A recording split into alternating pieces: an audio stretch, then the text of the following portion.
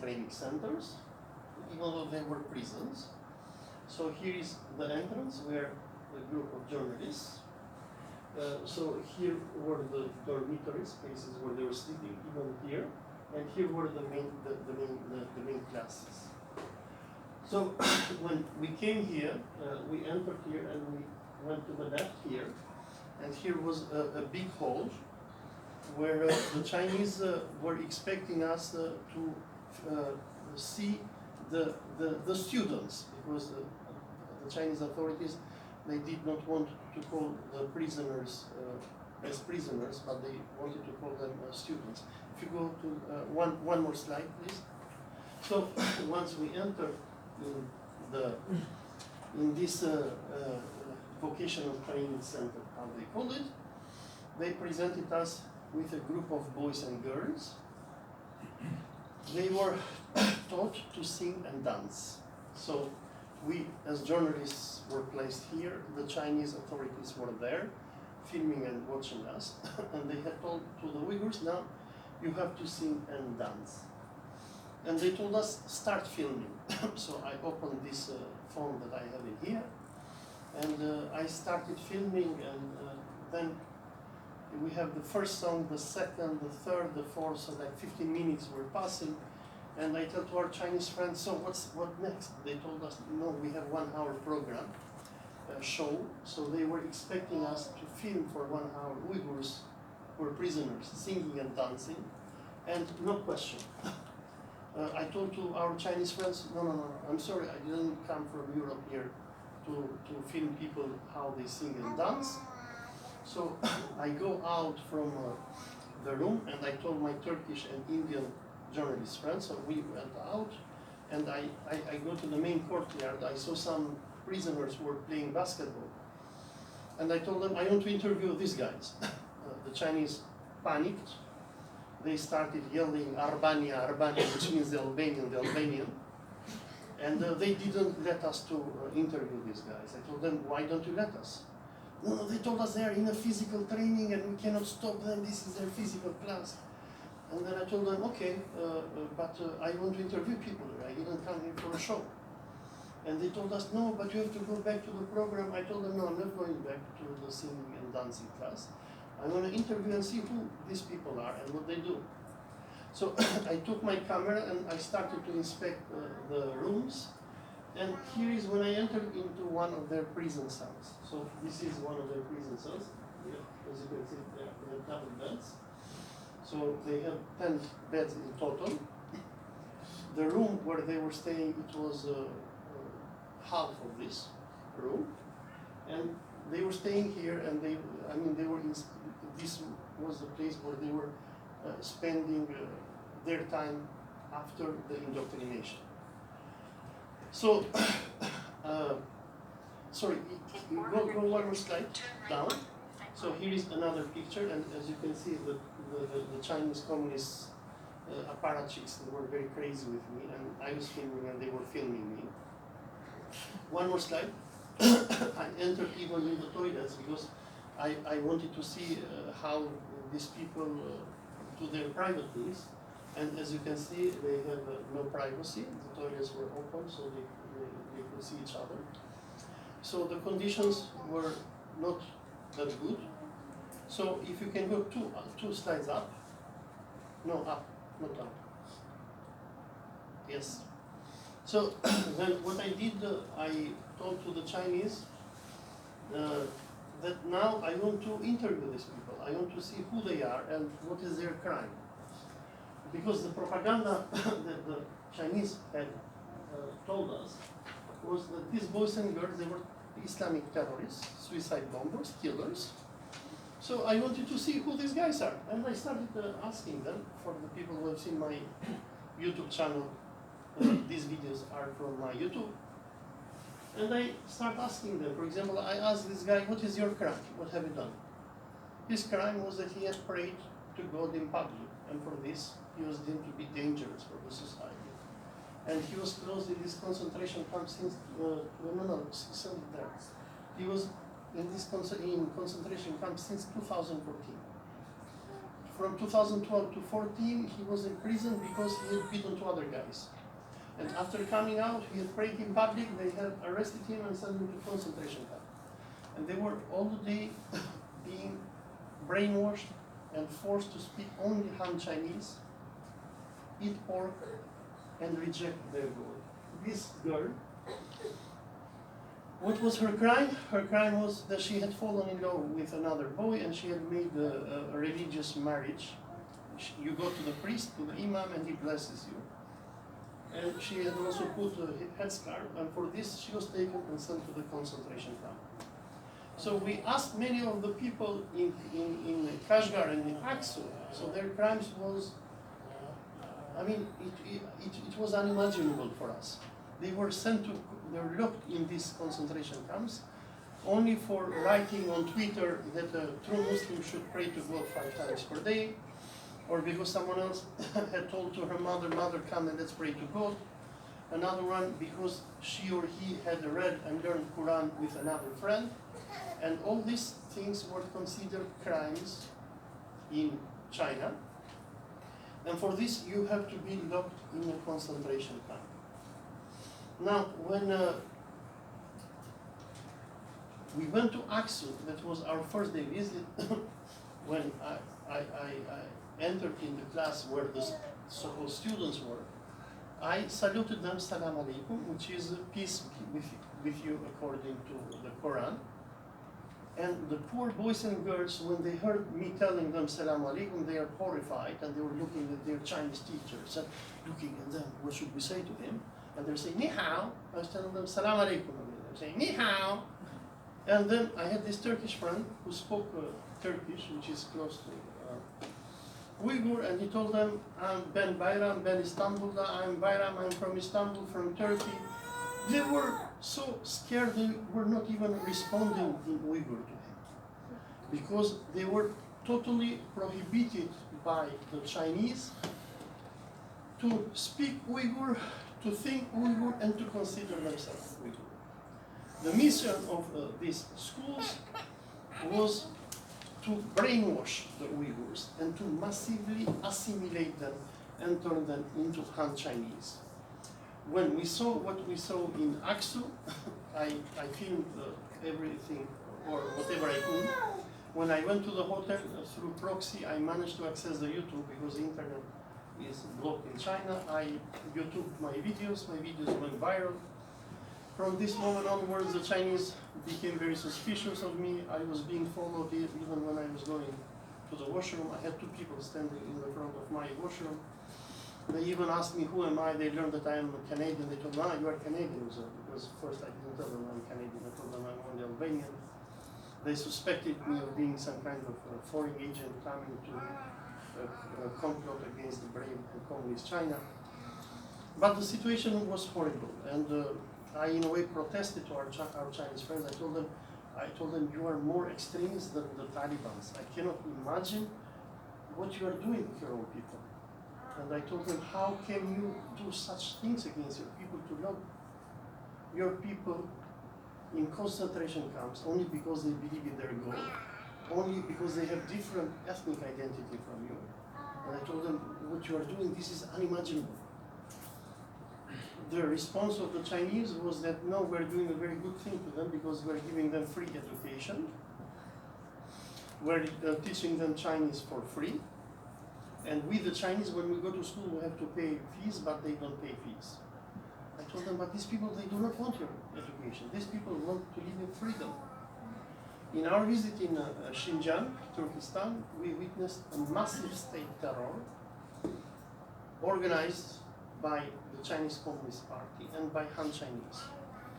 The Chinese were treating Xinjiang as an occupied territory. It is worse than from what Israel treats the Palestinians, or worse than what Americans did when they invaded Iraq. They were not treating Xinjiang as being an integral part of China. They were not treating the Uyghurs as equal and normal citizens of China, but they were treating the Uyghurs like the Japanese treated the Chinese during the Second World War. I even told to our Chinese friends, how would have you felt if Japan would have invaded China and would have opened such vocational training centers that you call, and would have forced you to go into those centers and to learn and speak Japanese and claim that you are Japanese all day. You would have declared World War III, of course. But why do you treat your Uyghurs like this? Their answer was that we're fighting terrorism. I told them, you are mass radicalizing the Uyghurs. What you are doing is very anti-Chinese. You shouldn't think that you are helping China with what you are doing. And I told them, because they were priding themselves, they were telling to me, since we opened these schools, we didn't have any terrorist bombing.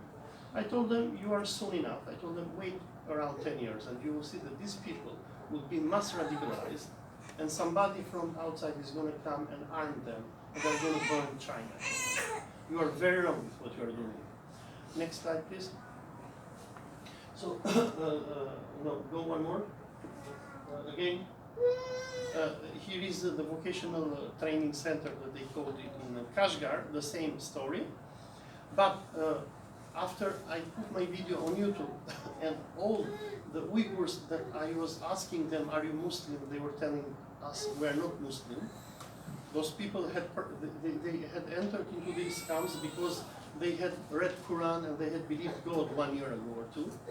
And their answer was that we're no longer Muslim, but we believe in the Communist Party of China and in science.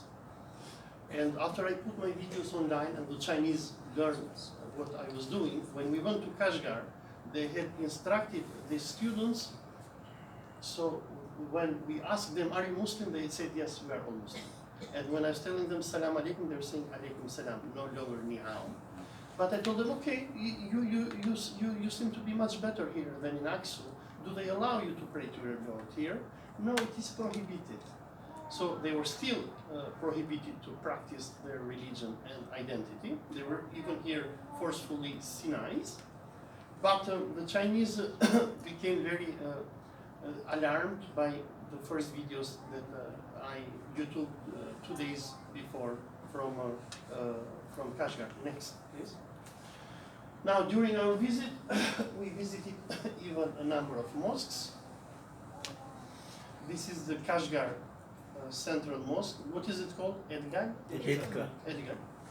And the mosques were turned into museums. People were not allowed to pray. And on my insistence, I even rebelled the other journalists. We were like 5. I told to the Chinese, you are stopping us from interviewing people. They didn't allow us to meet people in the street. But I told them, today is Friday, it is our holiday. We have to go to the mosque because we want to check what is going on there. When we went there, we saw only elders, as I mentioned, 60 years and above. People can go to my YouTube channel, and because the Chinese authority didn't let me to film them inside the mosque. But I told them, okay, you don't let me inside, I'm going to film them outside when they come out. They were hiding their faces because they were afraid to be identified as mosque goers. And they had established a totalitarian fascist state in Xinjiang. If you go to the next slide, please.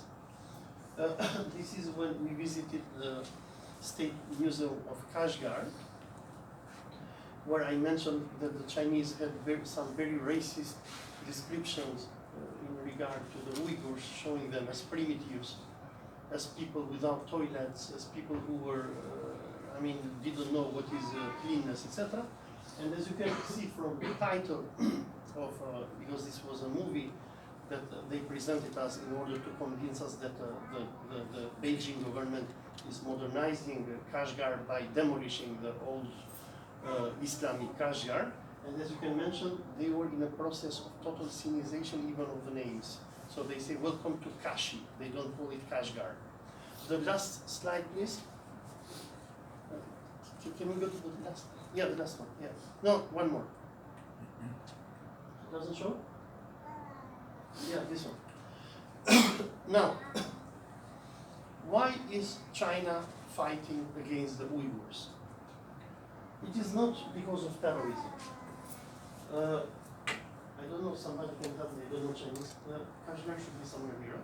Xinjiang, you don't know. So, in there, or somewhere here, Urumqi and other cities, in all the lectures that we had, or museums that we went, the Chinese were showing to us the importance that Xinjiang had for China.